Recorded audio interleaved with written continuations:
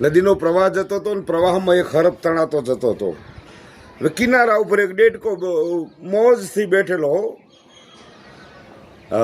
અને એના મનમાં એમ કે માટીનું ઢેફું ને એ તણાય, લે એના ઉપર ચડી જાઉં. અને કૂદકો મારીને હરફની ફેણ ઉપર ચડી ગયો. પણ જ્યાં ફેણ ઉપર પડ્યો ત્યાં ડેડકાને ખબર પડી કે હા ગજબ થઈ ગયો,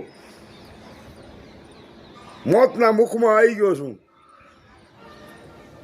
પણ મોજ કરી લેવા દે, મરી તો જાવું જ છે ને, મોજ કરી લેવા દે. અને ડ્રાઉં ડ્રાઉં ડ્રાઉં મળ્યો બોલવા, તેથી હરફથી રહેવાનું નહીં.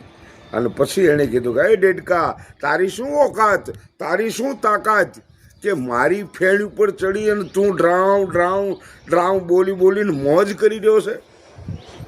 તેથી ડેડકે પોરોથી કીધું તું કે હે હરફ, મને ખબર છે કે હું કાળના મુખમાં છું, મને ખબર છે કે કિનારો આવશે એટલે તું મને ખાઈ જવાનો છો. પણ આજ મને એટલો આનંદ છે કે આવી મુશ્કેલ પરિસ્થિતિમાં પણ હું તારી ફેણ ઉપર નાચી રહ્યો છું. જેમ ભગવાન કૃષ્ણ જેમ કાળી નાગને નાચ્યો હતો અને નાચતા હતા એમ હાજુ નાચી રહ્યો છું, ડ્રાઉં ડ્રાઉં બોલી રહ્યો છું. એટલે મને એ પોરહ છે. અને એનો એક દોહો છે કે વશિયલ તને ચોંપ્યો અને મુજ ચરણની પાસ, વશિયલ તને ચોંપ્યો અને મુજ ચરણની પાસ.